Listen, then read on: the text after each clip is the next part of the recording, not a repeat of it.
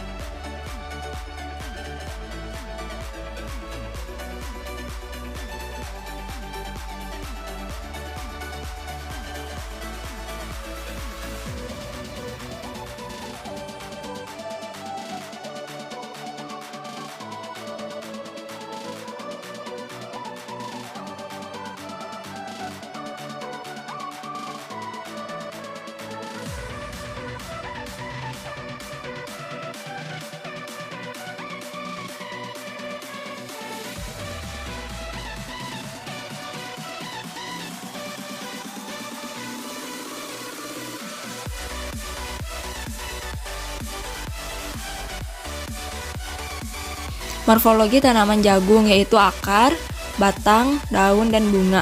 Akar dari tanaman jagung adalah akarnya serabut kedalaman yang dapat mencapai 8 meter, namun sebagian besar biasanya hanya mencapai 2 meter. Untuk batang dari tanaman jagung tegak, mudah terlihat dan berruas-ruas. Ruasnya terbungkus oleh pelepah daun yang muncul dari buku-buku. Untuk daun, bentuknya memanjang. Terdapat ligula antara pelepah daun dengan setiap helai daun. Untuk bunga dari tanaman jagung terdiri atas bunga jantan dan bunga betina. Bunga jantan dapat tumbuh pada bagian puncak jagung. Morfologi tanaman padi pada akar.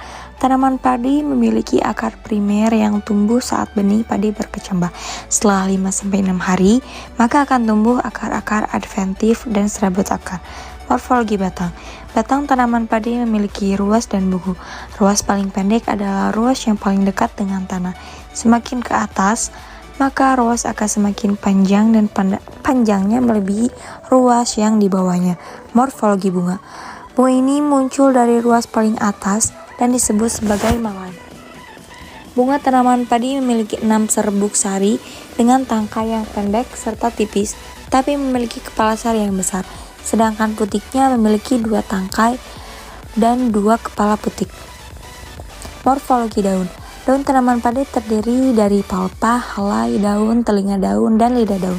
Pelepah daun merupakan bagian daun yang membungkus dan menyelubungi ruas batang yang lembek. Pelepah daun membantu tanaman agar tidak mudah roboh atau patah. Setiap ruas memiliki 1 daun dengan selang pertumbuhan daun 1 dengan daun baru adalah 7 hari. Morfologi jahe. Akarnya serabut dan terbagi menjadi tiga bagian, yaitu lahar akar, batang akar, dan tudung akar. Untuk batang akar tidak bercabang, berbentuk bulat, dilapisi bulu halus, memiliki jaringan lunak. Untuk daun, bentuk daun helainya sempit. dan lebarnya sekitar 1,5 cm, memiliki tepian rata. Untuk bunga jahe memiliki mahkota bunga berbentuk tabung sepanjang 2-2,5 cm dan jumlah kelompoknya 3 buah berwarna putih kekuningan. Morfologi tanaman buncis pada akar. Akar tanaman buncis yaitu akar tunggang dan serabut dengan sistem percabutan lateralnya dangkal serta mampu tumbuh sampai sekitar kedalaman kurang lebih sekitar 1 meter. Morfologi pada batang. Batang tanaman buncis ini berbentuk bulat, lunak, dan sifatnya merambat serta bercabang banyak sampai terlihat tampak rimbun. Morfologi pada daun.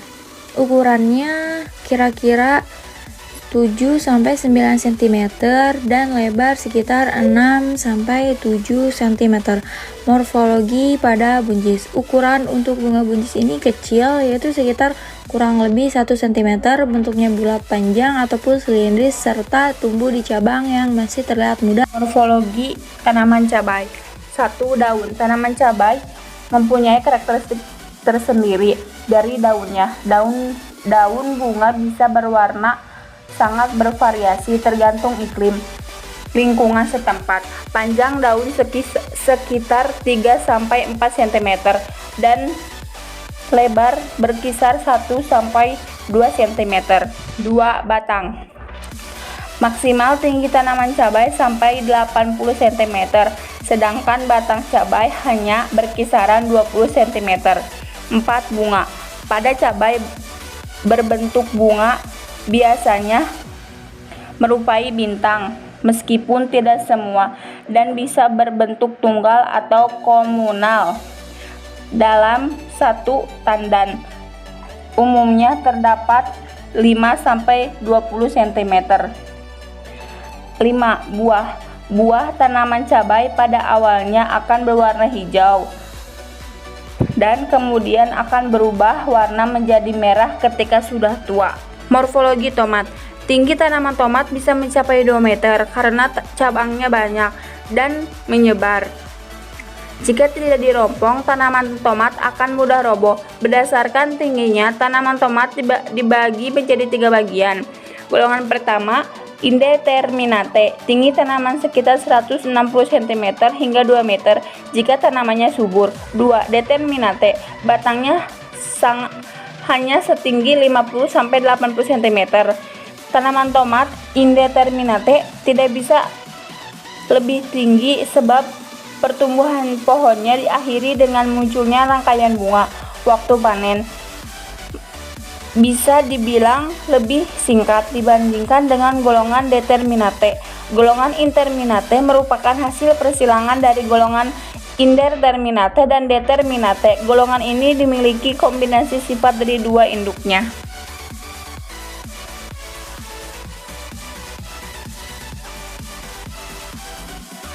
Sekian pemaparan dari kelompok 5. Mohon maaf bila ada kekurangan. Wassalamualaikum warahmatullahi wabarakatuh.